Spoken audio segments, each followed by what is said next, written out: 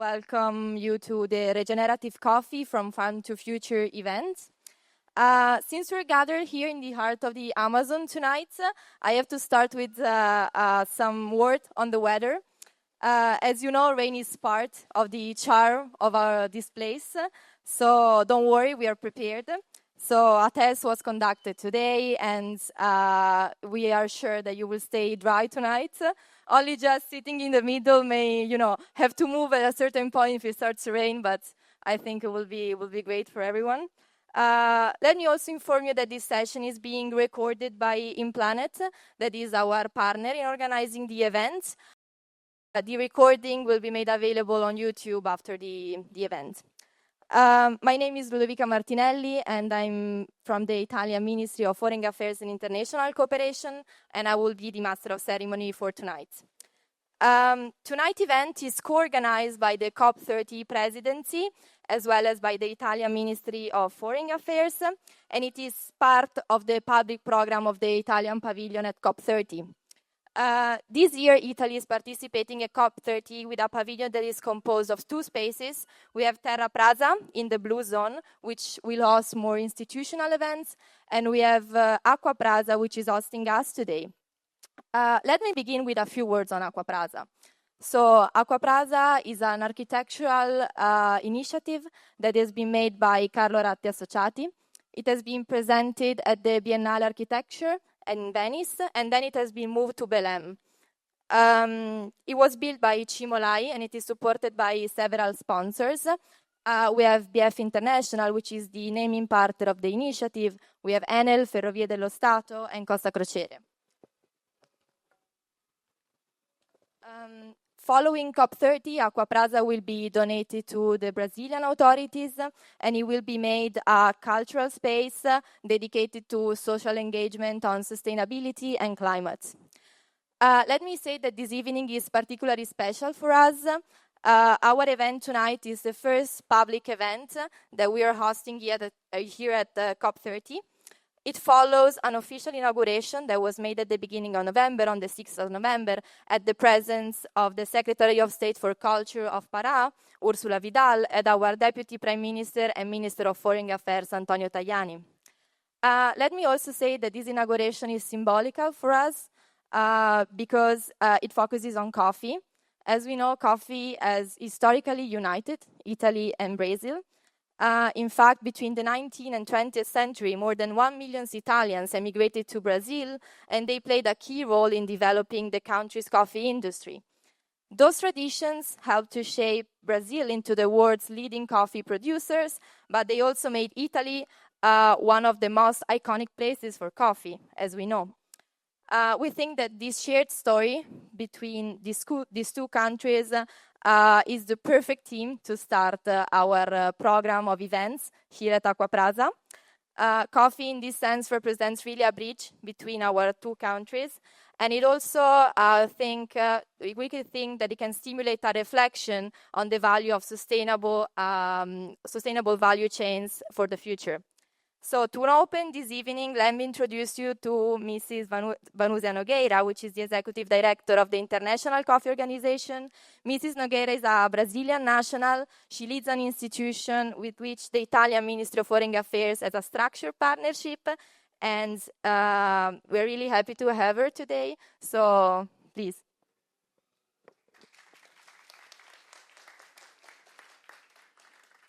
Thank you, Ludovica, for introducing me.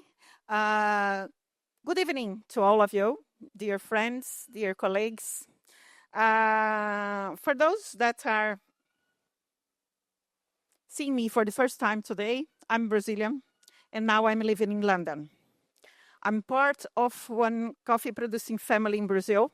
I'm in the 5th generation of a coffee-producing family here. And I started to work with coffee 25 years ago.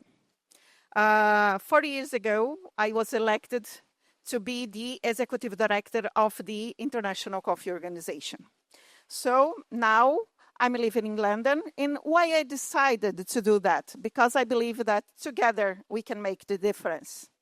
We are talking about one sector that has a lot of challenge, but we are sure that together with collaboration with all of our partners, we can change the life of many of the producers worldwide, and we can offer very good coffees to our consumers also worldwide. I'd like to begin thanking the Italian government for this huge space that I know that will be donated to my country just after this event. And so this is incredible to have something this, to have partners like this that can really valorize the initiatives that our country is doing. It's very, very important for all of us.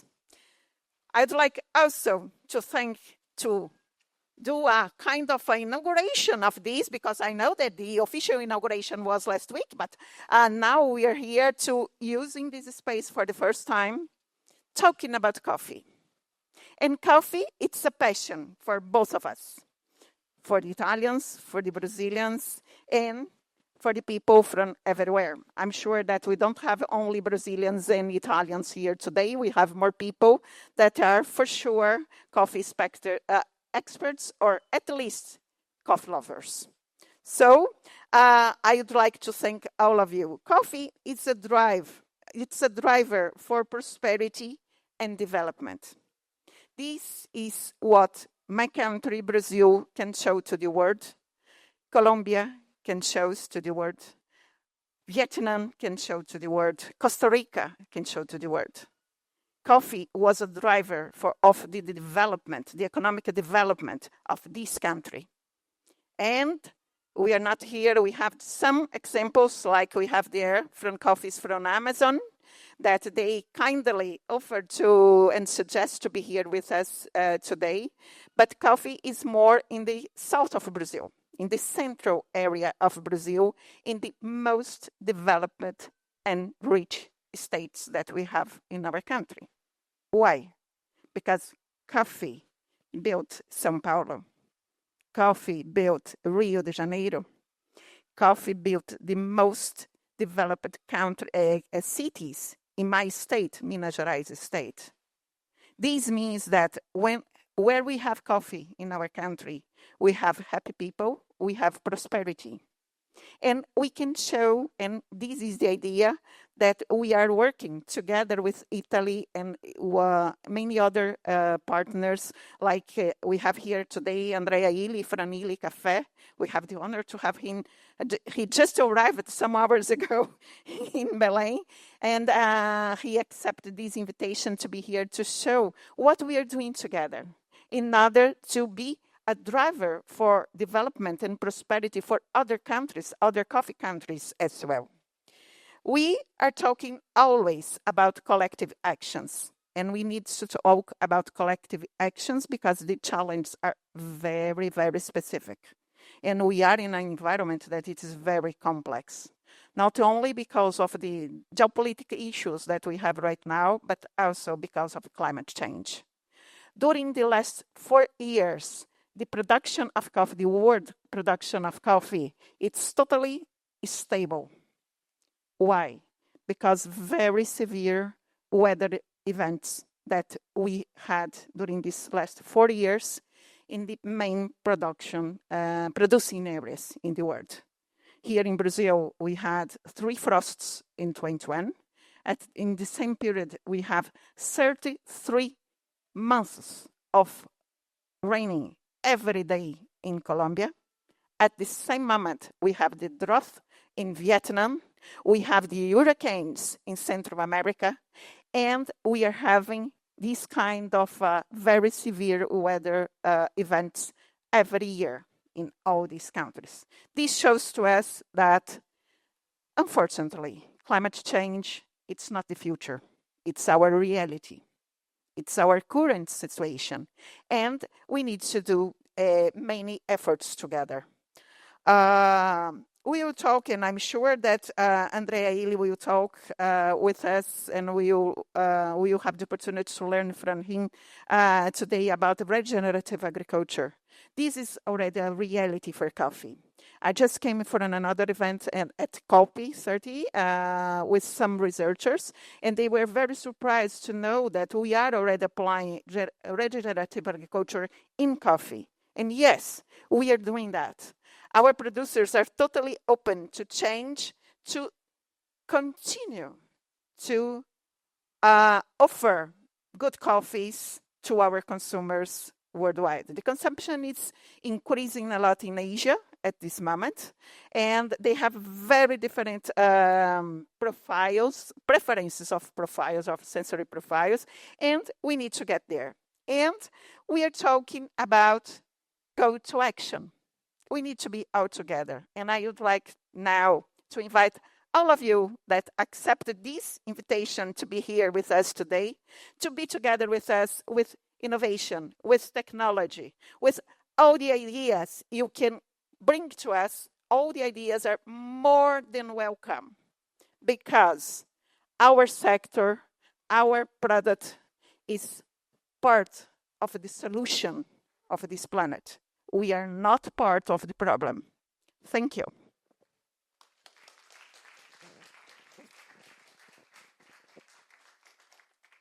Thank you very much, Mrs. Nogueira, for these inspiring words.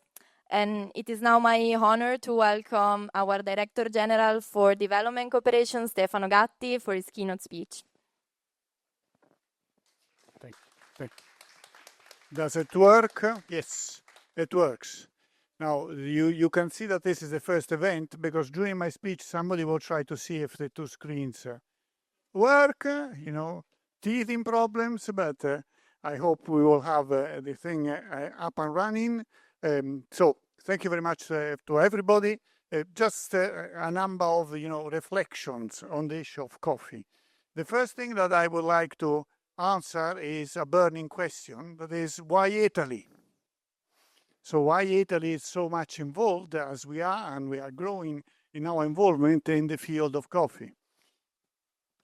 I had a slide you don't see, so I will tell you. But the main point of the slide that I will be the only one that has the luxury to see is that, first of all, Italy has one of the biggest coffee market sizes in the world, with a value of more than $5 billion. Brazil is the second biggest consumer. We do not have as many people as in Brazil, but we drink a hell of a lot of coffee. So that makes it one of the biggest markets. We are one of the largest roasted coffee exporters globally. We are home to 800 coffee roasters. So it's not only Andrea Illy, there are other 799 that do this business in Italy. And we are seventh in the world for coffee consumption. That is coffee, the second most consumed beverage in Italy. I'm not sure if wine is the first one, but I see just only this one.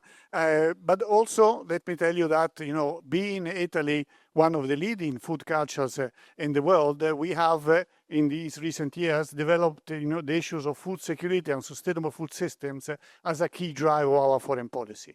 So this is driving more and more our international projection, because we have such a big and articulated system behind our shoulders in Italy that allows us to. Somebody does found the solution. Let's hope that we have it. And our strong commitment is also a commitment not in terms of projects, but also financially speaking. Italy holds the biggest national climate fund that has been mobilized after some of the recent COPs, and it has a value of more than $5 billion US, and that we are using more and more, and we will extensively use for projects in the coffee sector. So Italy has developed a strategy that we are supporting. I'm not an expert of many of you of the different aspects of coffee. What we have to do, what we are expert as me and my team, is to try to see what works internationally and what we can support and finance as Italy. And clearly coffee is more and more becoming a subject of intense interest on our side. First of all, because it's not only one of the most traded commodities in the world, I think that our colleague of the Wall Street Journal will be able to give us more precise, but I believe it's the third most traded commodity in the world in terms of value, but also because it provides sustenance to tens of millions of people. And what we know is that more than 40 million of these smallholder farmers live below the level of poverty. So whatever you will do, and we will do together to strengthen the coffee chain, the sustainability and the economic development of the coffee chain for those small farmers, it's already, a development cooperation activity. But also coffee represents something that for us is very important. When we work, on development project, it's not about somebody helping somebody else. Is about working together on common interest and common development. So if the coffee sector is strong in the world, is strong in the producing country, is strong in the social and economic growth of the people that grow coffee, and is strong in the economy of those countries that transform and sell the coffee all around the world. So this is, a basis of our very strong commitment to coffee, and it has today our strategy two different elements that I wanted to briefly illustrate to you. One element that will be illustrated also by the representative of UNIDO today is our projection in Africa. We have launched an initiative for coffee in Africa.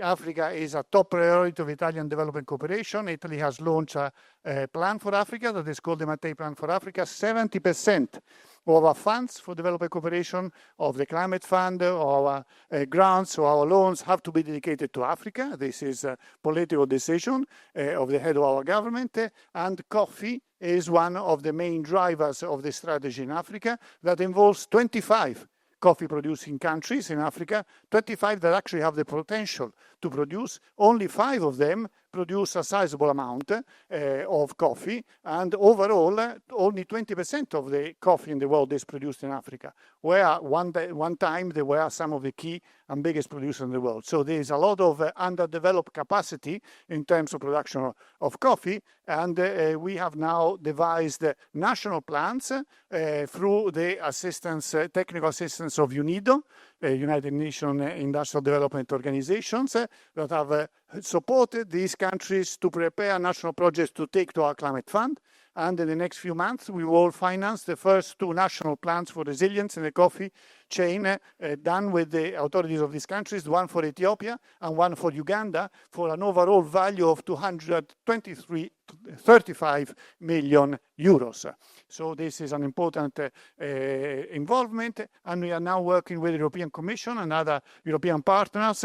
I recognize here Marco Rusconi, that is the head of our Development Cooperation Agency. We are sitting with our countries, Germany, the Netherlands, to develop common projects for the development of the coffee chain in Africa. So our projection to Africa and our involvement in the work in developing coffee structure in Africa is extremely important.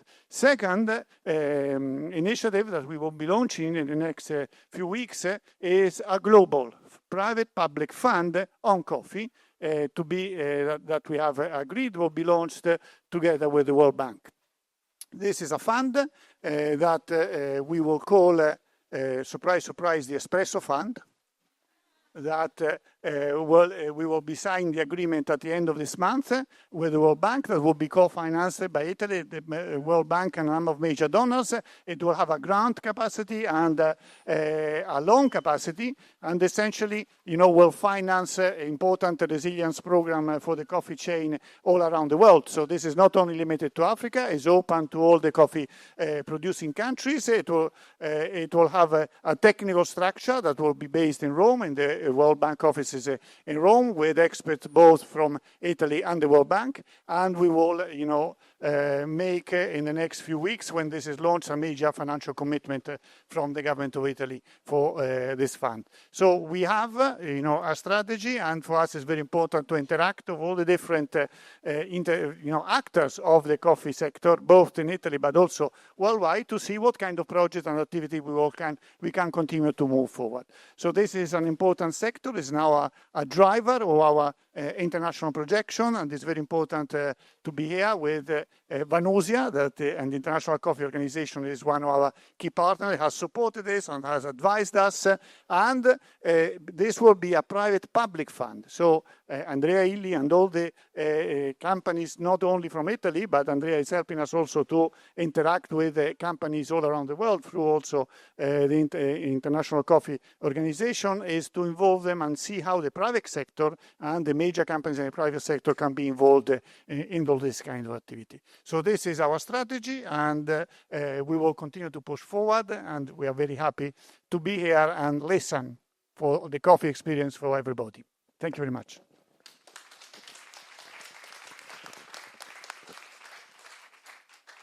So thank you, Director Gatti, for reaffirming our Italian commitment to the development of sustainable coffee chains.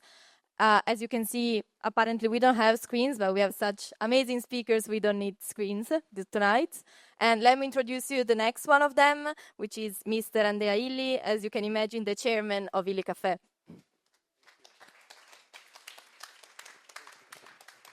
Thank you, Ludovica. Good evening. Good evening, all of you. Good evening, Vanusia. Good evening, Stefano. Thank you for the introduction. I will try to testify my personal experience in coffee, starting saying that 10 years ago exactly, we had the bad news to the world that 50% of the suitable land for coffee will be gone by 2050 as a consequence of climate change.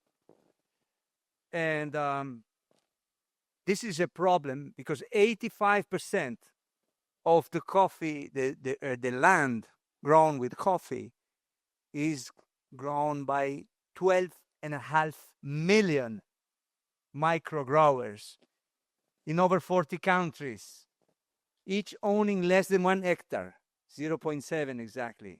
Half of them living below the threshold of poverty. So what do? This, of course, introduces a vicious circle. With poverty, more poverty due to climate change, reduced capacity, etc. So there has been a very strong mobilization that I'm talking about. But where are we now? Vanusia Nogueira told us that last year there have been 2 droughts, one in Vietnam and one in Brazil. Which are the causes? Don't know. What we know is the Earth, the planet, lost resilience, the capacity to absorb shocks and to adapt. Last year, the sea surface temperature, which is one of the most important indicators for climate, did increase in just 1 year as much as in the last decade. Was it predicted? No. Is it explained? No. Is it possibly the cause of the problem? Who knows? This is the reality, and we can see statistically that the number and the intensity of meteorological events is increasing and impacting agriculture. This, of course, is fuel for speculation. And, not by accident, coffee prices reached all-time historical records. Never in the past so high. And I can tell you, one crop is negotiating on the trade over 20 times. And 90% of the investors are non-coffee, let's say, investors. Hedge funds, just speculation. Together with the financiarization of agriculture, which started at the beginning of the century. So it's quite bad. It's quite bad. I don't like that. We have to react fiercely. So what have we done? So this situation provoked a mobilization of the entire international coffee community.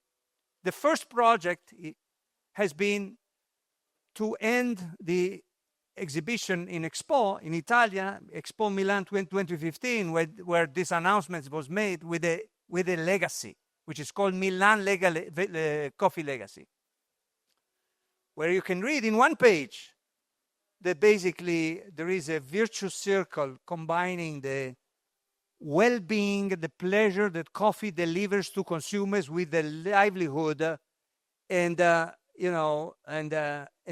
prosperity, future possible prosperity of growers. And this virtuous circle needs to be, let's say, strengthened. Immediately after, we launched a project which is called CGAP, Coffee Global Adaptation Plan. We identify the actions needed. Coffee is horribly underfunded in terms of investment in adaptation. Maybe the last educated guess that we heard was about 350 million, which is less than 1/3 of what would be needed. Investments are needed for, first of all, improving agronomical practices, climate-smart agronomical practices. Second, irrigation, whenever needed. The estimate is that 1/3 of the cultivated land will be eventually to be irrigated. It's less than 10% now. Renovation. A coffee plant lasts in perfect condition for 15 years, 50 to 20. There are over 50% of the cultivated land with plants older than 30 years. Needs to be replaced with younger, more robust, resilient, and better, more productive plants.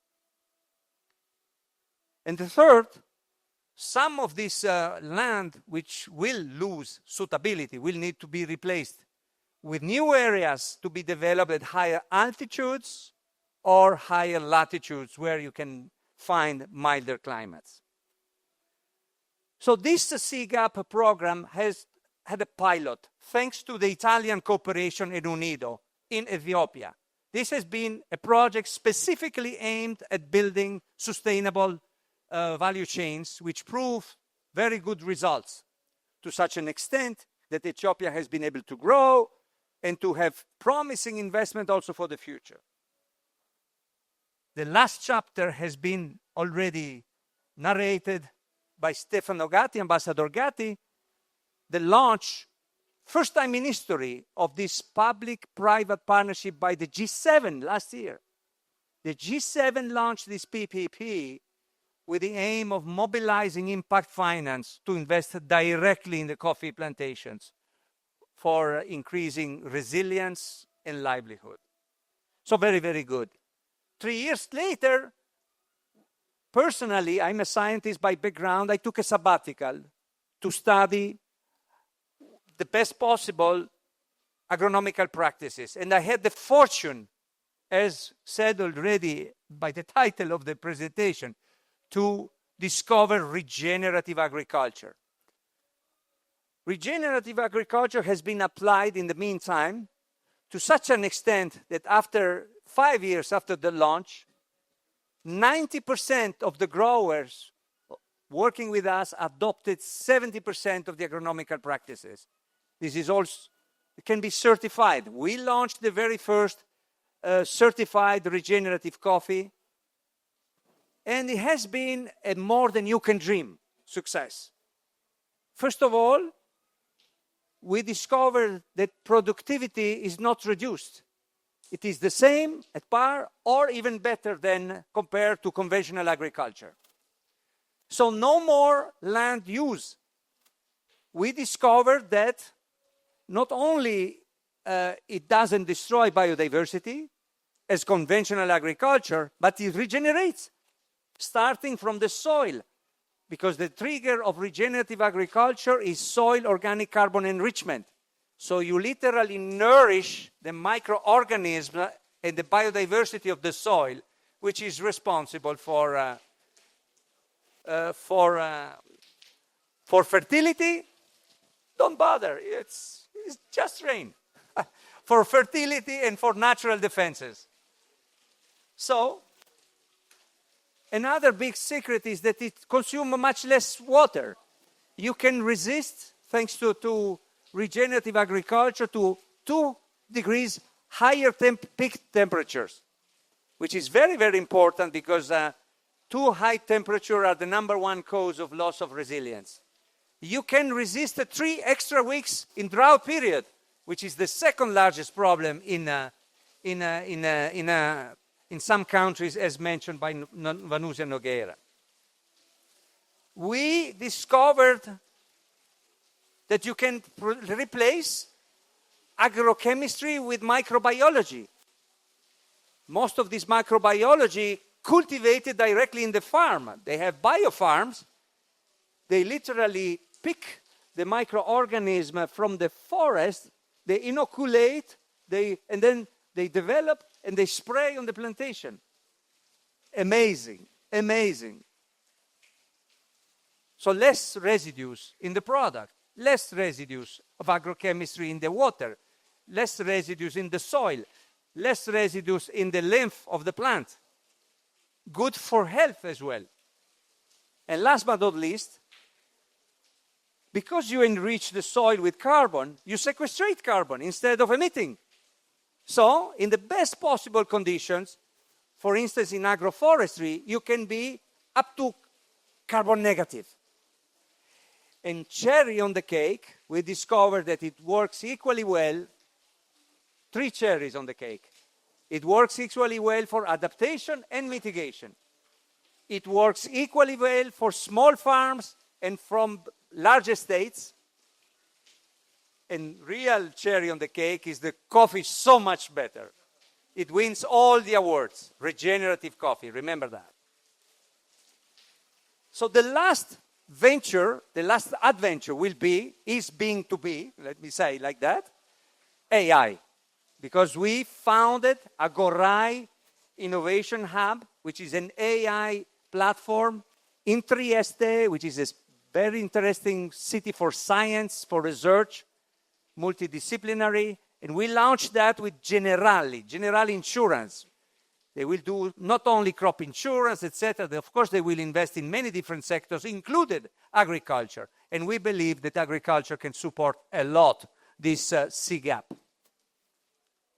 So, what is the point of my discussion?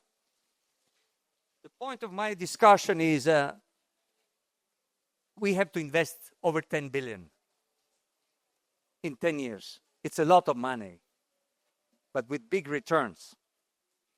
We have to invest these 10 billions with blended finance, because this is the only way to reduce the cost of capital.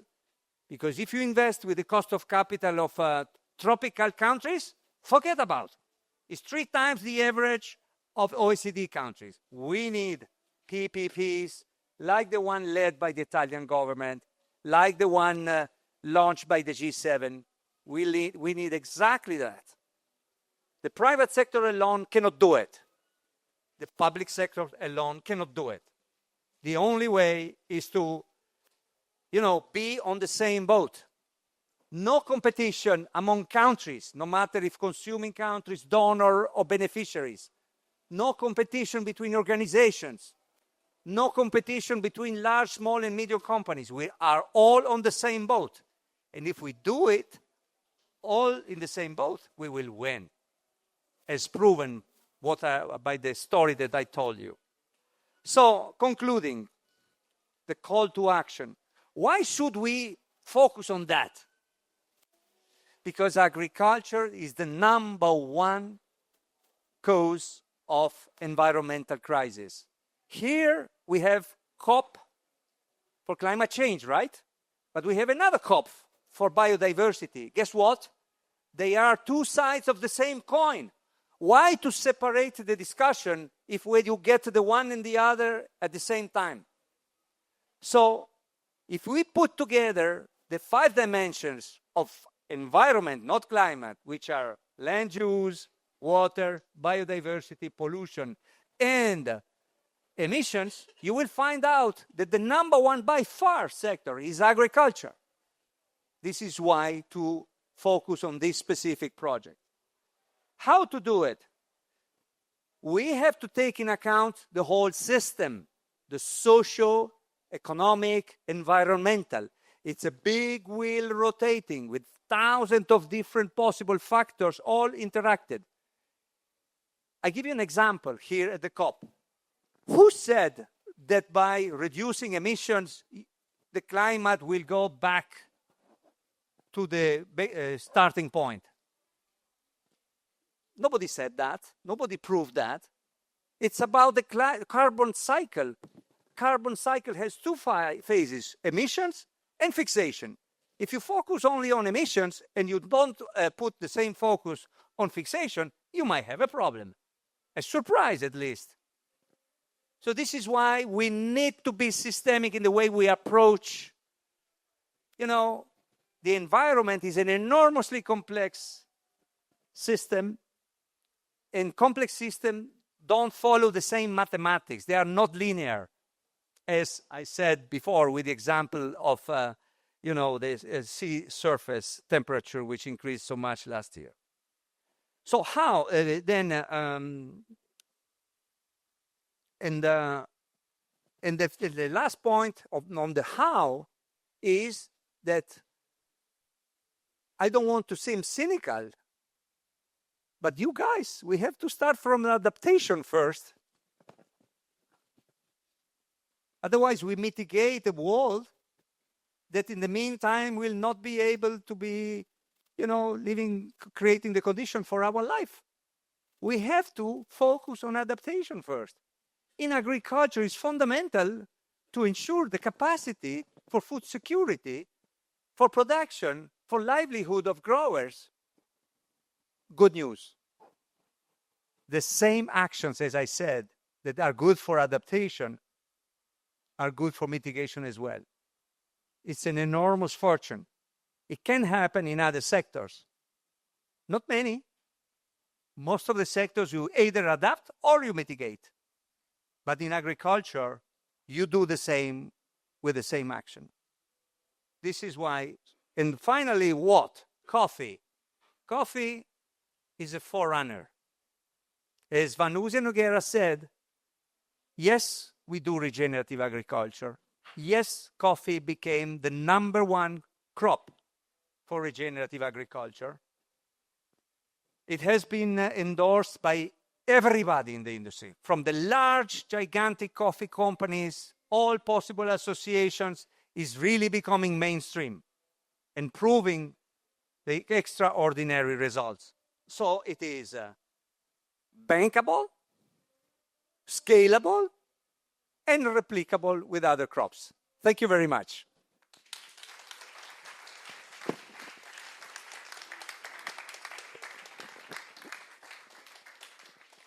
So thank you very much, Mr. Illy, for sharing your vision of regenerative coffee value chains.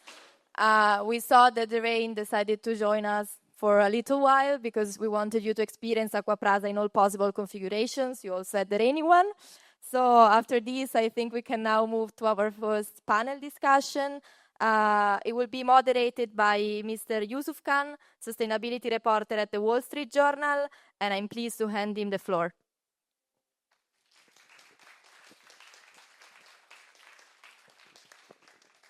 Thank you, Ludovica, for the introduction. Yeah, so I cover sustainability at the Wall Street Journal, and what a great place we're all in. This is amazing, isn't it? We're here to discuss a great topic, carbon markets, climate solutions, and coffee. As a journalist, I'm not sure which is the most important to me. I'm leaning towards the latter, but we'll see. I'd like to ask my panelists to come up beside me, and there should be some microphones.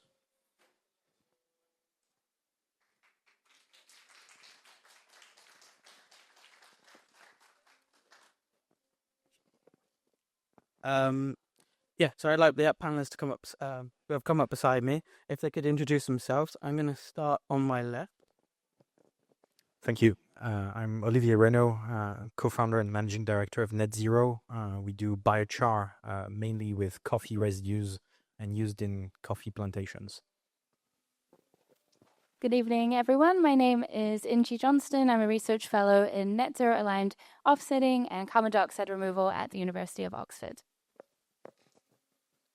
Good evening. My name is Felix. I'm co-founder and CEO of Planet. We are scaling a carbon removal solution called Enhanced Rock Weathering here in Brazil. Good evening. I'm Frederico Bernardes, president of ABRFEM, the Brazilian Association of Re-mineralize producers. Cool. Thank you so much. So the first part of our panel is going to focus on what's working on the ground.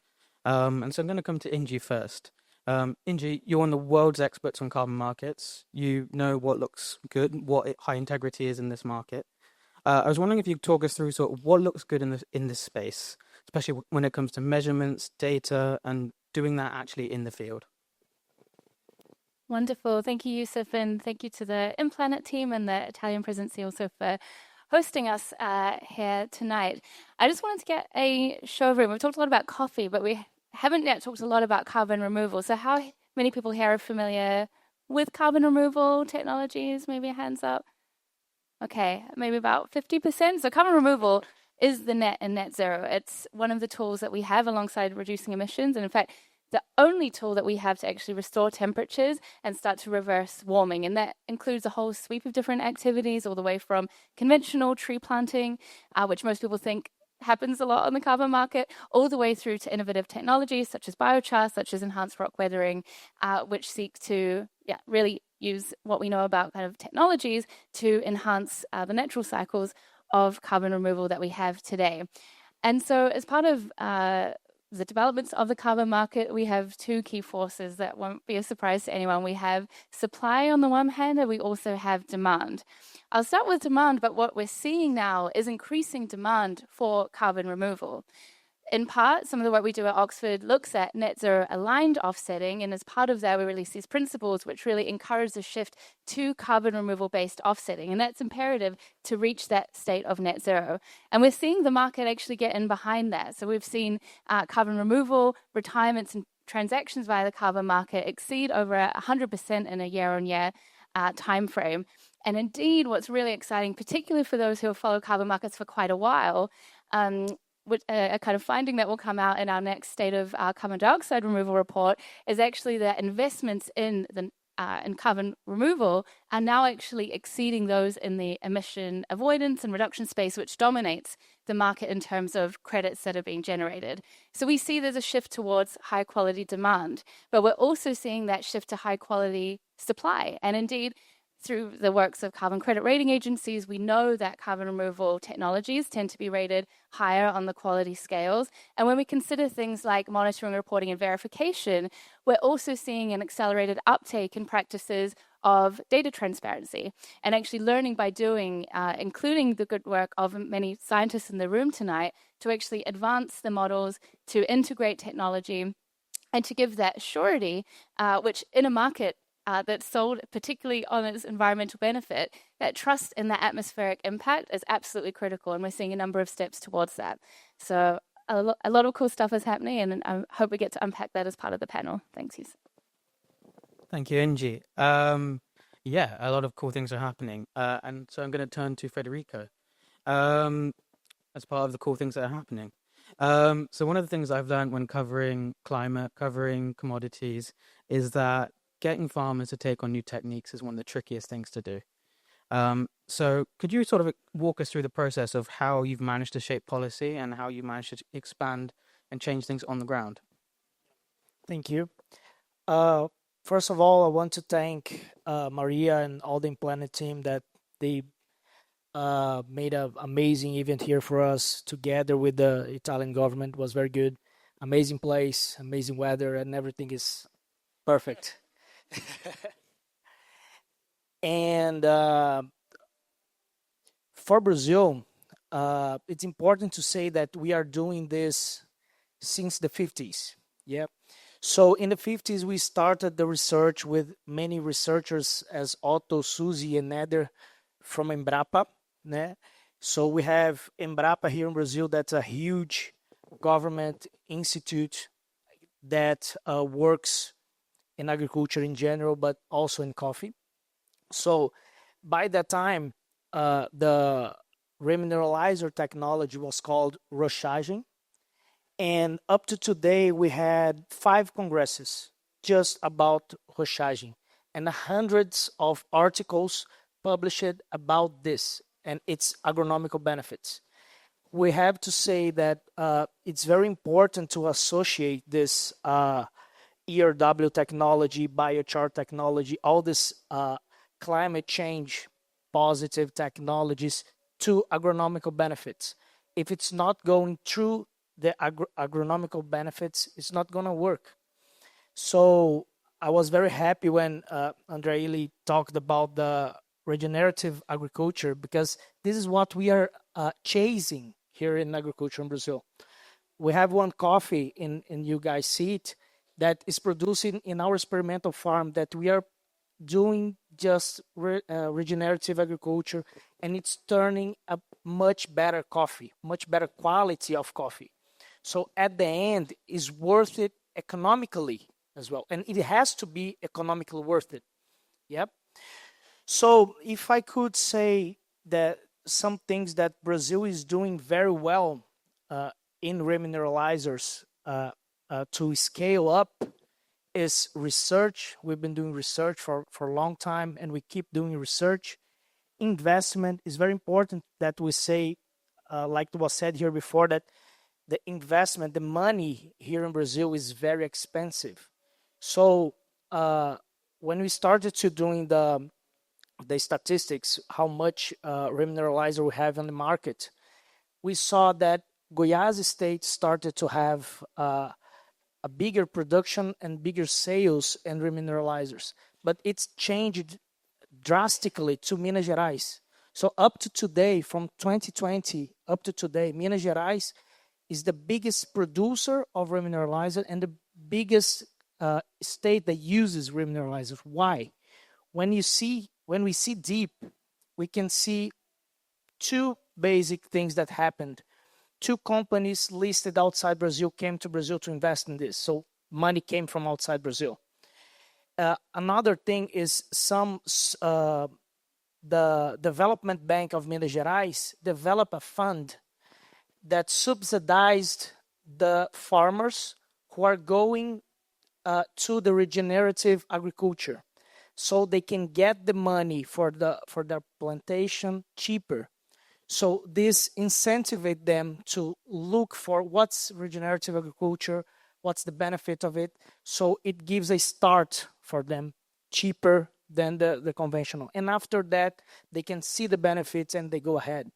So basically, this investment was very important for the switch. So we have to. I'm looking forward for the next panel to talk about the investments, because this is a very important thing. So yeah, Brazil, also one very important thing in Brazil. We talked about research, we talked about investment, we have to talk about regulation. Brazil is the unique country in the world that has a regulation for remineralizers. We have a law, we have a normative, and it's regulated by the Ministry of Agriculture. So there is we have rocks that can be used for remineralizers, and we have rocks that cannot be used for remineralizers. So this is very important. Brazil is unique on this and is very ahead. So we have the right environment to scale up. So basically that's it. Thank you. Thank you so much. Now I want to turn to our 2 tech superstars, I want to call them. Felix, I'm going to come to you first. As one of the people producing climate tech in this space, it'd be good to understand, firstly, what is enhanced rock weathering? Secondly, how it works and how it functions. And then so what you're observing from scientifically and from farmers in the field. Sure, yeah, it's a pleasure. So I think we're one of those few people which are really happy when it's raining, because every time it's raining, we're removing actively carbon. Enhanced rock weathering, or basically rock weathering itself, is one of the most natural processes the Earth has. So if you look back the last couple of million years, 99% of all emissions have been removed with rock weathering. And the principle is really simple. It rains, some of the carbon from the atmosphere gets into the rainwater, forming a weak carbonic acid, and is then reacting with rocks, especially with the minerals in the rocks. It's forming then the carbon into a stable bicarbonate, and then the bicarbonates are traveling to the soil water, to rivers, and then eventually to the ocean. And there, they are captured for hundreds of thousands of years. They're not coming back anymore. I also didn't know that when I was kind of traveling 3 years ago here in Brazil. And then at the same time also got to learn about the mineralizers here in Brazil. So farmers actually already applying rock powders on a very small scale on the farmland. And my question was in those days, why is this not even bigger? And I think the surprising thing is that here in Brazil, farmers and also research has especially looking at the agronomic benefits. So how can we maximize the usage for the rock powders for the farmers? And not so much into the carbon. And this is the aspect and this is the focus we as InPlanet then brought in. And today we're really believing in both. So we're trying to maximize at the end the carbon removal and also the agronomic benefits. We're doing this by taking Re-mineralizes from Frederico, for example, apply it on the farmland, and then we measure the amount of carbon we're sequestering. And therefore we can get a carbon credit. This carbon credit revenue helps us then to provide the rock powders very cheap. So trying to solve this finance issue, very cheap to the farmers to give them an initial incentive to start using then the rock powders. And the results, as also Andrea Illy has said, they're very impressive if it comes to regenerative agriculture. We've been able to improve yield by more than 20%. And this not only in the first year, this happens now on a constant basis. So I think this is something, just to point one thing out from enhanced rock weathering, which makes us as a company very excited. Thank you, Felix. Olivier, your work turns coffee waste into biochar. And it does so in a circular model, which is something that within sustainability we always strive for. First, I guess, again, good to explain what biochar actually is. And then in terms of the way you've been putting this into the field, so how have farmers responded to this? What improvements have you seen in terms of yield, quality, and input efficiency? Thanks. If you allow me, I'll do a little bit of context on coffee. And with some numbers, I think it helps, and also to be concrete. And as Andrea mentioned earlier, it's a multifaceted topic. So I'll start by emissions, but there's things beyond emissions. I'll take the numbers from Brazil regenerative agriculture. Green coffee, so this is at the field level before it's processed and transformed. Every kilo of green coffee emits 3.8 kilos of CO2. And in that, 80% is fertilizers. Of course, there's regional variations. I'm giving kind of averages. But so you see the problem. The problem is it comes mostly from fertilizers, and fertilizers are today what drive productivity and therefore the livelihood of farmers. And so we have an option, which is to remove the fertilizers. We would, of course, remove the emissions. We would also remove the economy of coffee. And I'm not sure that's what we want to do. And so we need to find solutions that maintain, ideally increase the yields while removing the fertilizers. And this is an almost impossible equation. There's very few solutions to do that. And I think biochar and enhanced rock weathering are among the very few in the short list that can do that. So how does it work? In the case of biochar, we get biomass residues. So when we produce coffee, you have the dehusking process. And so beans are kept to do the actual drink, but you have the same amount, it's a 1-for-1 ratio of residues, which are the husks. And here in Brazil, there's a lot of husk that is produced from the dry process, which means that they first dry the coffee in the bean, and then they separate the husk with the bean. And so this generates a lot of residues, and these residues are biomass that contain carbon.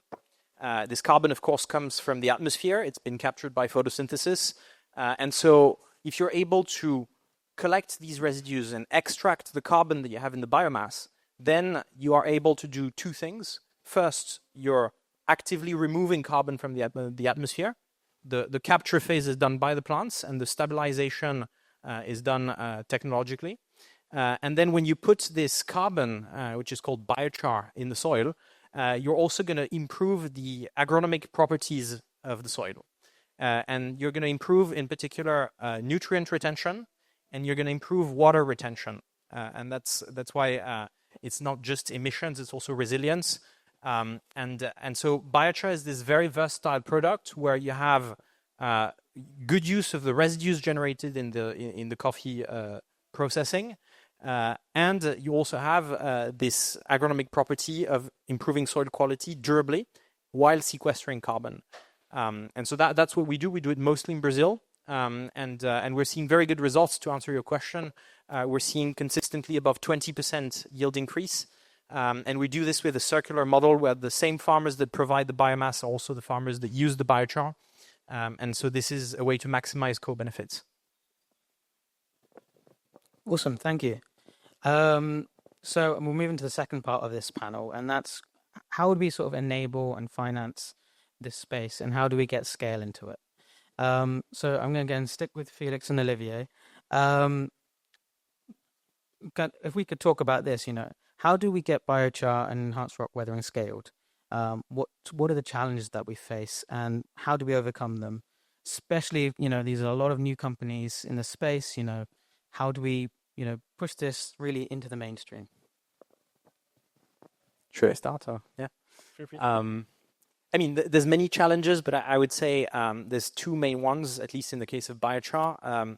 The first one is funding. We will not say it's enough. And in the case of biochar, we're talking about industrial facilities that process, tens of thousands of tons of biomass per year. So this is capex heavy, and so this requires investment. And then the other point is adoption, and adoption by the farmers. Biochar is a great technology. There's thousands of publications for the past 20 years proving that it works under a very wide range of scenarios, especially in tropical regions. And so agronomically and scientifically, there's no question about does it work or not. It does. But this is a new product for farmers. And farmers, as you all know, they are very conservative, and they're right to be so in a way. But the change is difficult. It takes time. And you're faced with the conservativeness of farmers, and you're faced with also the incompressible lead times of agriculture. So, in the case of coffee, you have one harvest a year. And so in order for you to see results, the best case scenario is you apply it on already productive trees, it takes 1 year. Farmers usually want to see it over several years, but let's assume best case scenario, it takes at least a year. Worst case scenario, you use it on newly planted trees, it takes 3 years to produce. So you have a huge inertia of agriculture combined with conservativeness of farmers. And so this means that if we just bet on, let's try to convince the farmers from bottom up and make them, adopt biochar, it will take forever. And so it's a supply chain approach. It should be. And I think in this case, a top-down approach works very well. I think brands in particular, end brands, have this power to push or incentivize farmers to adopt new practices, especially at the beginning when they don't know the product. So yeah, I think that's the main two challenges I would focus on. Yeah, I can just echo that. I think financing is always a topic, and it's important that it's solved. So giving a very low barrier for the farmer to start adopting it, and they're also using the full supply chain.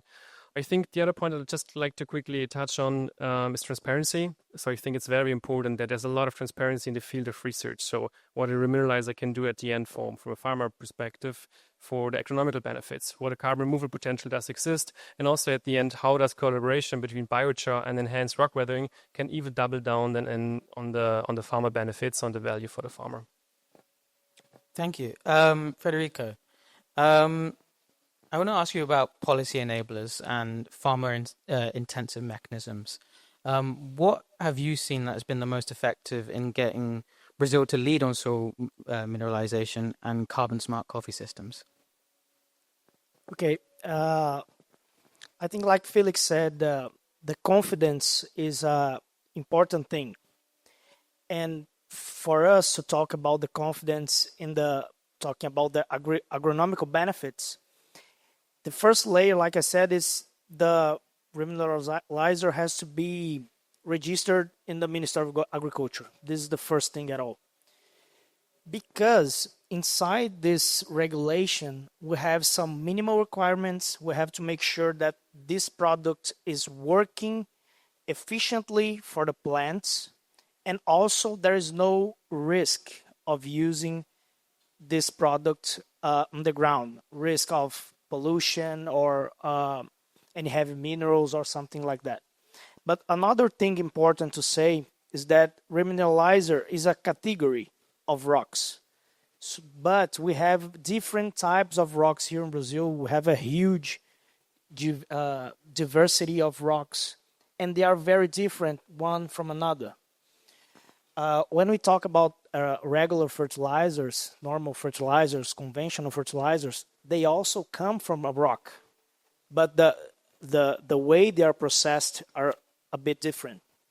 So it's important to understand on each type of rock the potential of each rock.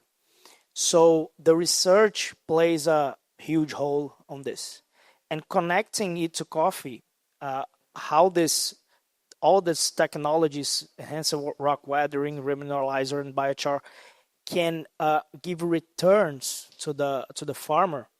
I have an example that one client of mine, he uses a Re-mineralizer for 5 years already, and last year he won a prize and he sold his coffee there in an auction for 100,000 reais, one bag, 60 kilo bags. It's it's 20 times, almost 20 times higher than the regular coffee that time. Also, he won the prize. He was second place in Ernesto Illy in last year in São Paulo. So it gives them a perspective that it shows to other farmers that's really going to give returns economically, socially, and also for the environment. Inji, again, I want to come back to you on standards. What sort of mechanisms are emerging to ensure that carbon markets, especially in agriculture, reach a place of true integrity? And especially in terms of balancing, the measurements and all the science that we need with inclusivity for smallholder farmers?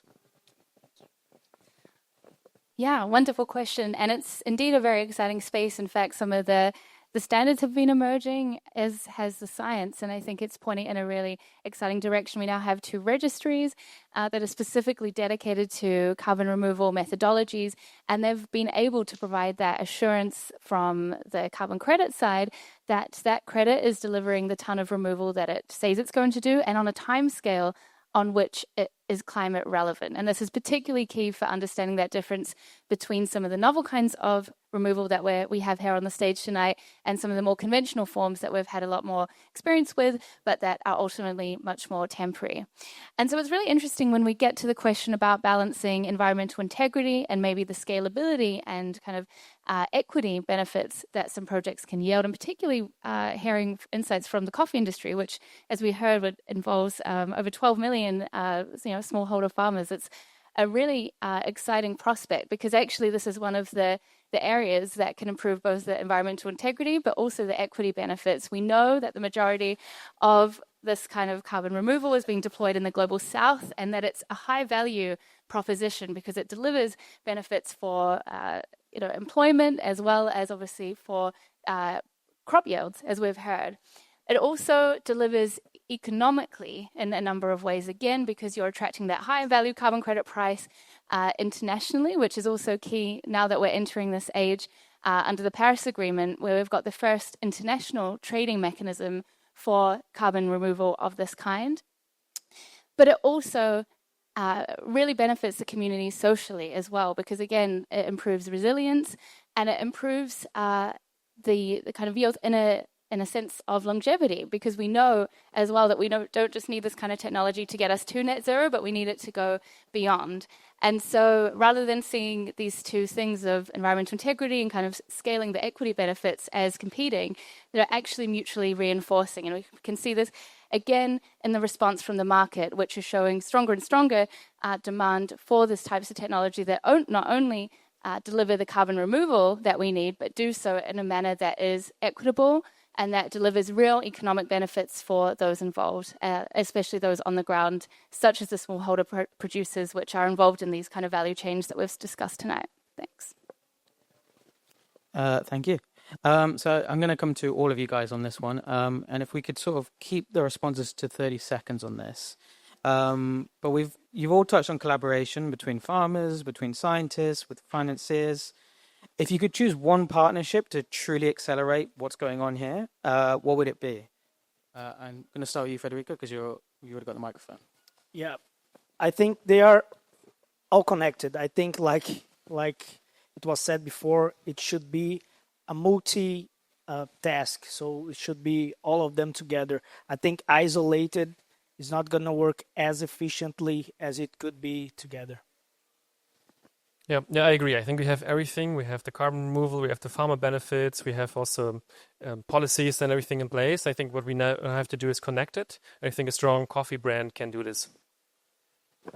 Excellent. Well, I think the scientists have done the work, the markets are taking, up on the science, but we have yet to see a really strong signal from governments to develop these kind of industries. So I think that is what's needed most in the coming years, but harnessing the benefits and insights that we've had from the first two categories. If I have to choose one, I would say a partnership with illycaffè. No, but more seriously, I think the end brands have a very strong role to play. I said it, I repeat it, because this is where all the incentives will come. And so, yes, it involves everyone, but we need the leadership from the big brands. Thank you. And then we're just coming to a close here. So I just want to ask you in one sentence, what's the single most important step we need to make climate positive coffee the new normal by 2030? India, you've already got a mic. You can go first. I guess realizing it pays, not only in terms of the environmental benefits, the social benefits, but as we've heard tonight, also the taste. And as we know from researchers that matters a lot when delivering high quality research too. Yeah, I would say the same. These are profitable solutions. They are still scaling. So, of course, there's a bit of inefficiency at the beginning, but these are fundamentally profitable solutions. You're increasing yields, you're improving resilience, and you're creating a lot of environmental benefits and economic benefits. So this should be treated as, a profitable project in which to invest. Yeah, I can't agree more. I think everything we need is there. Sometimes I feel like a kid which is sitting in front of a present and you know already what's in, and you can't unpack it fast enough. I think this is exactly happening with this here. We know it will work. We also have the science, which is already proving it. We just have to do it. I think all of they said is very important, but where do spread this information? The spread of information, I'm sure that most of the farmers in Brazil never heard about biochar or ERW or Re-mineralizer. So we've been doing a lot of work here and research on applying it and proving it and trying to do some look for some tools to make it happen. But I think spread the reliable information is very important. Plays a huge role in this. I can't help feel that was directed towards me as a writer on this topic. Okay, it's time to bring this panel to a close. Thank you guys for all your thoughts. I think it's been a great session. I'm going to pass back to Ludovica now for the next panel.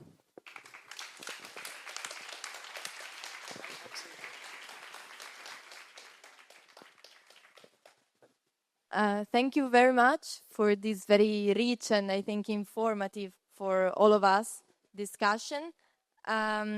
We can now move to our second session, which will be moderated by Tino Jankowski from Air Miners. So I will give him the floor. All right, thank you. Hi, everybody. I'm Tito Jankowski. I'm the CEO of Air Miners. We're best known as an accelerator for carbon removal startup companies.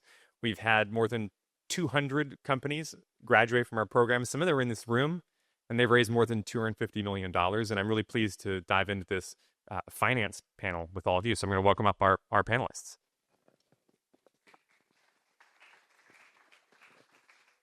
Great. And to get things started, I'll have my panelists go around and just a quick intro on who you are and what you're up to. Good evening, everyone. My name is Alistair Collier. I'm the founder of a company called A Healthier Earth. We build also biochar projects, but actually I provide as more of a finance company. So we generate 15% unlevered yields on our projects, 17% IRRs. We have check sizes of between $25 and $50 million, and we have about 10 to 12 of those deploy over the next 18 months. And I'll explain a little bit more about that when I get into my panel. Good evening, everyone. So I'm Federico Pontoni from UNIDO, and in particular the ACT Coffee program, which has the daunting task of delivering what Ambassador Gatti has presented and strategized. Thank you. Hello, everyone. Wonderful to be here. Thanks. My name is Wietse Vroom. I'm here as the chairman of the Global South Carbon Dioxide Removal Coalition. So with a policy angle, I also work as Chief Technology Officer for Inspirados Technologies, a biochar business in Peru. And I'd be remiss if I didn't mention that we also have a tiny specialty coffee project in Peru that we participated with in the Cup of Excellence in Peru last week and achieved a top 10 ranking with our coffee, which is grown regeneratively with biochar. So that was really cool. Congratulations. Hi, everybody. I'm Patricia Zurita. I'm the Chief Partnership Officer of Conservation International, and I'm delighted to be here representing actually my colleague Bambi Semrock, who got stuck in Belo Horizonte. Good evening, everyone. This is Ashish Kumar. I'm representing Mati Carbon. We are one of the enhanced rock weathering developers across Sub-Saharan Africa and Southeast Asia. All right, folks. So this panel focuses on how we make regenerative and carbon-smart coffee systems investable. That's the name of the game. We've heard all the agronomic evidence. Now we're going to look at the financial and institutional pieces, the frameworks that make these models viable for farmers, for financiers, and for the planet, ultimately. The question first is for Ashish. So Mati's model in India and Africa has empowered thousands of smallholder farmers with free access to crushed rock and verified carbon removal. What lessons can we take from your financing and delivery approach, and how can similar models work in coffee growing regions? Thank you. I'd like to link it back to what Andreas said earlier about the need for blended finance to reduce the cost of capital for a lot of these projects. In our experience, I think in addition to blended finance, you need the right capital stacking of how you are setting up the entities on the ground for raising the project financing of scale. And that could only happen if you have the real collaboration between a lot of development financiers, foundations, and private sector. And we have managed to do that in some cases where we have raised some catalytic capital along with some main financiers coming in. So what we need is, the right type of mindset to be able to apply that at scale, and also, remove from this mentality that venture or VC can be right to scale all types of businesses. And that's why we are very mission focused in terms of how we are, where our revenues come from, how much we are charging farmers, which is zero. And we want to sort of build the right model of, both the partnerships on the ground, but also, how much of, risk return we can realize on the project level, which is suited for real scale through franchisees and others. Terrific. Thank you. Next question is for Federico. We need to get you a microphone. So UNIDO's ACT program bridges development, cooperation, and finance. What new mechanisms are emerging to link concessional finance, private capital, and technology development for sustainable agriculture? And how can coffee be part of that equation? Yeah, that's not a 2-minute question. We could have a whole essay. I know, I'm joking on that. So first of all, I have to say that whenever we talk about regenerative agriculture, and in particular what President Illy says about the fact that regenerative agriculture brings both adaptation and mitigation, okay, from a climate finance point of view, that is a nightmare, okay, because you have different instruments for adaptation and mitigation. And so one of the things that you need on top of a lot of technical innovation for sure, and the deployment of that innovation, you also need financial innovation, because you need to combine products that are meant for adaptation with products that are meant for mitigation, avoiding the risk of double counting. We are here at COP, and double counting is one of the biggest discussions that you have.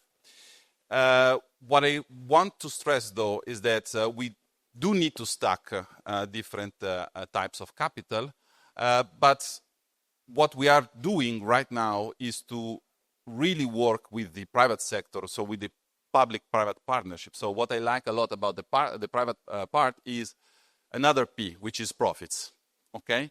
Because at the end of the day, in cooperation, we normally don't talk about profits, but we really want to see profits, because if we see profits, we see then the private sector is investing, okay, and is willing to take a certain amount of risk, which then drives the public sector to chip in to do what at the end of the day? To cope with a risk that the private sector cannot manage. And the biggest risk of it all right now is the climate risk, okay? So no product, even if we combine insurance and we add different layers of capital, nothing can withstand a very strong climate risk. And that is why we really need the public capital to basically support the private sector in making profits, also for the smallholder farmers, which hopefully will grow. And through regenerative agriculture, they will also diversify, because this is, again, something that we are pushing with the program and with the type of financing that we are deploying. Great, thank you for the perspective there. Next question is for Patricia. So you've worked on Regen Ag for 20 years. What have you seen as incentives to scale? Well, thank you so much. And as I said, I'm stepping in for Bambi here, so don't hold me accountable to everything that I'm saying. Conservation International has been working in the coffee landscape for more than 20 years, actually. We started working in coffee because the areas where coffee is grown are some of the most biodiverse areas of coffee of the planet. And coffee, we saw CI has always looked at the private sector as a force for good, for changing the way that we're treating nature. And this has been an opportunity working on coffee to partner with companies like Starbucks, for example, to really develop best practices that improve people's lives, the farmers' lives, the planet's lives, and also make sure that we are preventing climate change later on. I would say there's 3 things that we have learned over the last 20 years. Number 1, we have to work at scale. So small landholders, absolutely. I mean, Andrea gave us the numbers. We are talking about small farms all over these coffee landscapes that have to be connected, because the reality is that the planet works as a system. The planet, these coffee areas depend on the water that the watersheds are providing. These farms are depending on the climate that the planet is sustaining. So unless we actually work at the landscape level, we're not going to be able to make it work beneficially, and we're not going to be able to be resilient to a changing climate.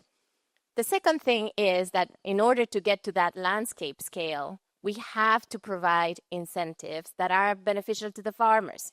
And that means not only stacking with the private sector financial products, but actually stacking up and nesting financial instruments for the farmers so they can take the risk to move into regenerative agriculture. So, and that is not only a move that we have to make with the financial sector. We're actually working with HSBC in Sumatra and in Brazil to look into how can we nest these different financial instruments from microloans all the way up to regional and provincial bonds that can really help us accelerate the availability of the capital for these farmers to actually move into regenerative agriculture. But in addition to that, we're blending finance with the Green Climate Fund in a big initiative that is called Aroma, that is helping us move into resilience in a combination of mitigation and adaptation at coffee farms in Mexico, Guatemala, Uganda, Colombia, and Honduras. And the idea is to look into how can we mobilize public funding with private funding and with these financial instruments so we can start looking into really accelerating the transition. Now, last thing, nothing of this is going to happen unless we actually transform and reform the subsidy systems that are destroying nature. So we're not talking about eliminating subsidies. We're talking about transforming these subsidies into incentives that help these farmers really move into regenerative agriculture faster. So more than 20 years of history, loads of lessons. We are still learning, but I think it is a huge opportunity to really move and stack up finance for regenerative agriculture, not only on coffee, but other sectors as well. Great. Thank you for your experience, Patricia. Next up, we've got a question for Vitsa. So you represent the Global South Coalition for Carbon Dioxide Removal, advocating for equitable access to climate finance. What principles should guide carbon market participation to ensure Global South producers truly benefit from high-integrity carbon removal credits? Yeah, so maybe I can mention two things. I think from the global market perspective, I would just want to argue that we need to take care about quality. So I think the global market for carbon credits has seen its ups and downs, has seen its crises over the last, decade or so. I think we're on a really good roll at this moment with quality increasing, with an increasing focus on removals, as Ingi pointed out before, both on demand as well as supply side. But I think this is a precious thing that we need to cherish. And if we want to have people also from the Global South involved in these carbon markets, we really need to make sure that those markets deliver something that is of high quality and is reliable, so to say. I think otherwise it will backfire. It's an obvious point to make, but I just wanted to make it. The other thing is in terms of the basic principle of how we can get value to these farmers and project developers, I think is what has been the central point of the first session. I think we have a unique situation here with at least two pathways for carbon removal that are very deeply ingrained with regenerative farming and generate a lot of value in that context. It's, I think Olivier pointed this out, it's a profitable business in itself. It creates a lot of value in farming, regenerative energy, renewable energy, I should say, in the case of biochar. So the carbon removal part, which generates value through the sale of carbon credits in the voluntary market, is a flywheel. It lowers barriers, it makes it easier to start, it's a continuous flow of revenue, it makes a lot of things easier and more profitable. I do not think that should be necessarily the heart or the starting point for these kinds of projects, especially if you look at how and when you generate value for project developers and farmers on the ground. Obviously, final point, income from carbon credits allows you to offer the services you provide, be it in rock weathering or be it in biochar, at a much lower price. So all that value as well will flow back, at least partially, to farmers. But I think that's the key. See it as an interesting bioeconomy that in itself is worthwhile pursuing. Thanks. Excellent. Thank you. Yeah, doubling up. Next question is for Alistair. Alistair, so you've explored how regenerative agriculture and AI-driven MRV systems can attract private investment. What are investors looking for to feel confident that these climate-smart agricultural systems deliver both impact and returns? Yeah, it's a great question. So I think we're the only private equity invested climate tech company in the world that I'm aware of. I keep saying this, no one's corrected me. So we have Oak Tree Capital as our investor, which is owned by Brookfield, which I believe makes up the third largest private equity in the world. That has been a huge learning curve for me. We're currently investing £24 million, building the UK's largest biochar facility, and we're raising 200 million euros to invest in a major expansion of carbon removal technologies across Europe. Frankly, impact isn't something I put into my presentations anymore. I don't think I'm special. I talk about unlevered yield, IRRs, and 7-year payback periods. That's been able to unlock 24 million into the UK's largest biochar removal project, and 200 million. I always joke that I get into rooms I shouldn't be allowed in. Frankly, my investor opens those doors for me. But what I find when I get into those rooms is that there are people who want to deploy $50 to $150 million into carbon removal projects. And they've been looking for the last 2 years to 3 years, and they can't find them. We can't generate the projects that are big enough, that are risk adverse enough for them to invest. And the reason is, I think someone said it, we're chasing VC money. We're chasing the wrong money. We are infrastructure. All of these carbon removal technologies are infrastructure-based projects. And infrastructure projects have a lot of cash up front for long-term revenues. And that's how we need to start thinking. We need to start talking like them and thinking like them. We need to think like we're building a skyscraper in the middle of Canary Wharf in the UK. Because that's where the big money is. My company was acquired by a data center company. That's why I have access to that private equity investor. Here at COP, we talk about $1.3 trillion going into climate investment. In data center world, that's a joke. 1.3 trillion, that's half the data centers we're building just in Scandinavia. One data center that we build in my company costs 1.7 billion euros. That's for 70 megawatts. It's not that big. We have a 300 megawatt campus that we are building in Scandinavia. That is the kind of money that we need to be accessing. And so for me, it's about stopping to think that we're special, realizing that we can be actually very boring, because that is what that money is looking for. Predictable long-term returns, and the money is there. Now, private partnership's a great opportunity to overcome some of the risks that equity doesn't, or that debt and equity doesn't want to undertake. But actually, that should just be the start to keep it going and ultimately be repaid quickly. Profitability is where we can get access to that amount of capital. And for me, that is how we need to start changing the language. We need to start talking like we're boring financiers and stop talking like we're saving the world. Excellent. Love that framing. Let's talk about policy a bit. Policy and market enablers. So there's a question for Federico and Wietse. From policy to carbon markets, what institutional or policy frameworks are most urgently needed to make regenerative agriculture and carbon removal part of national development strategies? Yeah, so I wouldn't simply focus on carbon removal, not because it's not important, but like particularly what we are doing now is talking more about regenerative agriculture. So at the end of the day, I know that we need to sound boring, so we want to sound boring. We need to say that we want to diversify, okay, the stream of revenues, okay, for those that are working in the coffee sector, okay?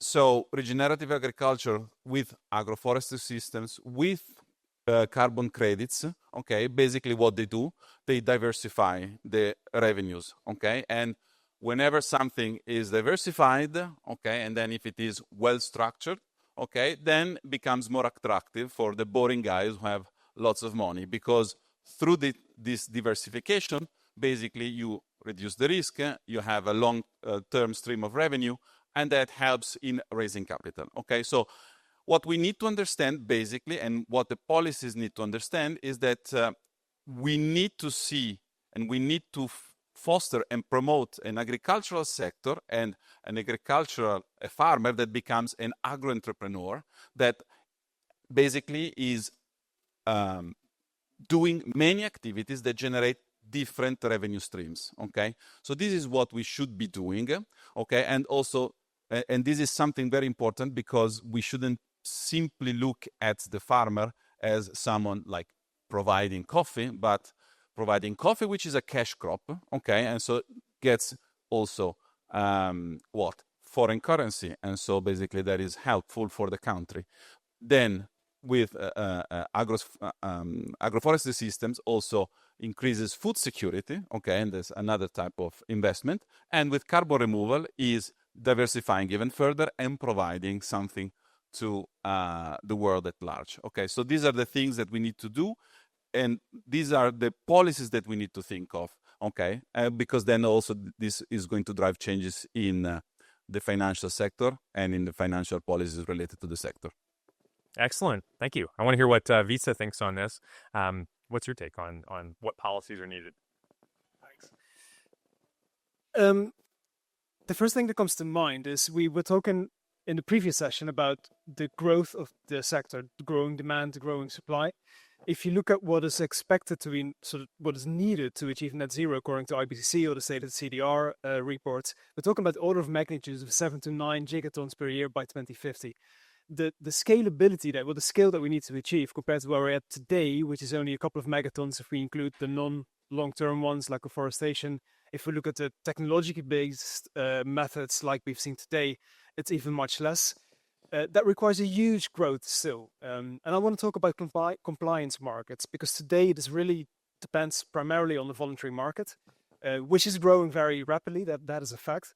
I think what is happening today in terms of governments on a policy level, and even certain sectors, we're talking about shipping and aviation, saying this is something that you need to start doing, and it becomes part of a policy framework, can unlock much faster and much bigger growth than what we're seeing today. not wanting to take away anything from what the VCM, what the voluntary carbon market has achieved so far. It's been extremely catalytic, extremely successful in many ways. But I think sooner or later we need to sort of make that other step. And in that sense, it's really exciting to see what's happening in the European Union at this moment. They are heavily debating their climate law and climate targets for 2040. Looks like they will end on a 90% reduction target by 2040 in sort of on the way to full net zero by 2050. And they have opened the door to 5% of that ambition to be achieved with the use of international carbon credits through the Article 6 mechanism of the Paris Agreement. I believe the vote of the European Parliament will be later this week. Ironically, this is not out of passion for the climate for my European friends and countrymen. It's in fact the result of people trying to water down domestic climate ambitions. So in that sense, it's a bit of a sad win to celebrate. I will acknowledge that. But the potential signal for a market that this could become the level of demand over the coming decades, I think can be huge, and I think can also reduce risk if we talk about the financing at big scale. So I think that's a really important one. And on another level, if countries are convinced that this is something that should be invested in, we have a biochar project in Peru. If the Peruvian government sees the potential, wants to include it in their nationally determined contributions, their climate plans, I think there's a lot they can do to provide enabling conditions. But I think Olivier already mentioned a few of those in the previous session, so I'll leave it at that, not to take too much time. Okay, excellent, great perspective, and then highlighting the need for compliance markets as a really inspiration for the whole system. This next question's for Ashish, Alistair, and Patricia. Scaling requires infrastructure, from crushing facilities to logistics. What role can blended finance and public-private partnerships play in de-risking early projects and ensuring that value flows back to the farm level? I'll take it first. So blended finance has a role to play. My investors are willing to take some risk, mostly construction risk. That's what they're willing to take before debt comes in and relieves them of their equity that's been deployed. Blended finance has a role to play where it de-risks some of the front end of that work. So some of the really outreach aspects, or the stuff that is in the micro scale. My investors are not interested in anything that is small. 25 million is about the smallest they would absolutely get out of bed for. 150 is better. 1.5 billion is better. The reason the transaction costs on a $150 million facility are the same as a $1.5 billion. So frankly, if it's 150 million, there better be a really good reason to do it. Having some free money from the government is a really good reason to do something at 150 million. I know that I'm speaking very plainly, but nine months of having my investors say no to me has made me create decks now that have the fact that we're doing biochar, that we're creating multiple revenue streams for smallholder farmers, that we're doing all that. That now sits on slide 12 in the appendix. And frankly, the only time I bring it out is if they don't understand some of the core unit economics that I'm explaining to them. So realistically, in the finance world, if you can demonstrate some free money up front that's dealing with risk they otherwise wouldn't deal with, that's about as close as they want to get to blended finance, because actually it potentially introduces other risks. So that's my sort of basic view on it. But for a more nuanced view. Well, unless we actually start looking at nature as infrastructure, which we should. And blended finance actually is looking, especially when we're thinking about adaptation, and I realize that this is not necessarily the coffee area. When we're looking at adaptation, natural infrastructure is a lot cheaper, a lot easier, a lot faster. And blended finance that comes from public money, and I mentioned the GCF before, if we start stacking up that public money with private money, then you start looking into reducing the risk, as you said, and enabling these smaller farmers and smaller landholders to really have a play in the game. So it's a combination of looking into how can we use public funding to de-risk the deals, but also reach out to the scales that can help us build up to the larger scale of the 1.5 billion that you're talking about, and looking into, for example, partnering with, regional multilateral banks like the Asian Development Bank, for example, where we are working with them in the Philippines to really build up natural infrastructure that is ensuring that coastal communities, fishing communities, are not going to be impacted by climate change. And in that way, they are actually bringing in public funding that is lowering the risk of investing in these communities, while private investors are coming and investing in the fishing part of the deals, and we can build up a much more sustainable coastal resilience scheme in that case. Before what I'm doing now, my previous role was as a blended finance investor for a few years. Let me tell you some of the challenges we faced in scaling blended finance. In the current form, we can't scale it. The reason is it drastically needs large amounts of catalytic capital coming from public sources or philanthropies or some family offices who are aligned. We struggled to find that big amounts of catalytic capital, which can go to really institutional funds. Like I'm talking about billion-dollar scale funds, which requires at least 10% catalytic capital, 100 million. It's very difficult to raise that unless you have, good accredited entities, you're working with. So what we need to do is find the right, change models, engagement models, working with a lot of private sector entities. Like, we talked to several corporates, and very few of them were comfortable with the idea of not doing any standard corporate finance, transaction, or looking at, fund LP investments or beyond anything from, CSR grant making. So being able to engage meaningfully in those conversations where people are, willing to be cooperative and understand the nuances around how does a guarantee product work? How does first loss in a transaction look like? Very few folks who have access to that kind of capital really are exposed to these set of instruments. So we need that level of capacity building education in number of private sector and and also push the philanthropic sector to move beyond conventional grant making. Not to say that that's not needed. It's not either or. It's never is. It's like, how do you build that the suite of innovative finance products which are suited for any small scale SMEs all the way to large institutional products in any asset class, be it private equity or private debt. Excellent. Love the big vision. So this next question, these are going to be 30-second kind of responses, so pretty simple. And here's the question. So you're going to be picking from one of three groups that you want to talk about. So you've all mentioned partnerships are critical. If you had to prioritize one alliance to make this vision real, which one would you pick? One is governments and financiers. Two is farmers and tech providers. Or three, buyers and verifiers. And why? Patricia, you want to start with you? Sure. I would say maybe a combination of 2 and 1. The CI has been working and created in 2015 for what then also becomes carbon removal. But I wanted to also add the local government. I think this partnership with policymakers on the local level, creating the enabling conditions for biomass collection, for transformation into biochar, application of biochar and enhanced rock weathering. I think that is the three of those will be my magical winning team.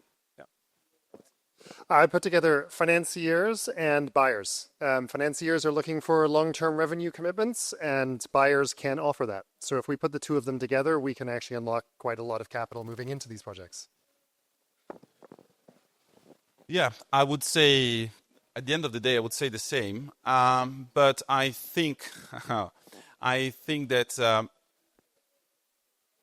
what is also transformative right now is the technology that is reducing, the cost of monitoring and certification. Because when we came up with the idea, and it was not many years ago, but the cost of certification monitoring was high. So now, as technology is moving faster, this is what is going to build the trust for the financiers and the buyers. And this is very important because even satellite imagery is there, but the algorithms, okay, are improving at a super fast rate. And AI is going to revolutionize this, because satellite imagery alone is not enough to be sure that we can certify things, okay? And we can monitor things. And with this, we can even extend the life of the carbon removal, okay? Because particularly, again, when we talk to regenerative agriculture, that doesn't mean that it's a very long period of time, okay? So, and it might depend, because at a certain point you reach the absorption capacity whereby the absorption and the emissions are netting out, okay? And again, he likes the trillions. I would also love the trillions. Unfortunately, in Africa, we are more in the range of the hundreds, okay? And the trillions, they lack not because they don't want the trillions, but because it is very difficult to get any kind of, let's say, collateral that would mobilize those trillions. But in any case, when we talk about that, it's in many cases regenerative agriculture is 5 to 7 years, okay? So it's not long term for carbon removal, okay? So that is why through technology we can even enhance that and we can extend it, okay? And that basically allows the long term, which then triggers the infrastructure capital. Thank you. I believe all of them are important, but just to complement from a different perspective, I would say local government and financiers, because in our experience at Mati, any region we are working in, for us it's really valuable to have those local buy-in and with the authorities, and have the local what we call locally led adaptation in the ANR, adaptation resilience financing spectrum, because we need not just that buy-in authority, but also the right local leadership to drive it. So we can't bring a solution technology without having that local capacity to lead it. So that's crucial. Fantastic. All right, folks, if you heard an intersection that you're a fan of, be sure to connect with these folks afterwards. One last question. This is a one-sentence answer, and you get to pick what is the single most important action to unlock climate finance for the coffee sector and scale regenerative solutions locally. Big question, and you get one sentence. I can go. Yeah. I believe if there's one phrase or word I would love to leave you guys with, it's de-risking resilience. I think from farmers to financiers, we need to de-risk resilience for everyone. I would say jurisdictional, because the minute that you start working in a jurisdiction as a system and you bring all of the farmers together, not only coffee, but the other products, then you are actually resolving the resilience, adaptation, and mitigation problems. I'm going to say resolve the adoption of rock weathering and biochar at scale by farmers and make it a much stronger, profitable business case. I think that will solve many, many things. I build on that, make it profitable for the farmer and remove the barriers for them to adopt it. Make it look like exactly what they do today. Well, I would go with basically risk sharing, because at the end of the day, okay, if we look at the sector as a whole, so from the consumers to the farmers or the other way around, we need to share the risk, and in particular the climate risk, and find a way to work holistically as a sector. That is very important. Okay, so not detach the climate risks from the rest of the value chain, hoping that something somewhere will happen. All right, folks. Well, tonight we've heard all about how to align capital. I want to thank our panelists. Thank you all very much. And one quick note before we leave, everybody, we're doing the first ever carbon removal pavilion in the Blue Zone, and you're welcome to come learn more about all this carbon removal stuff there.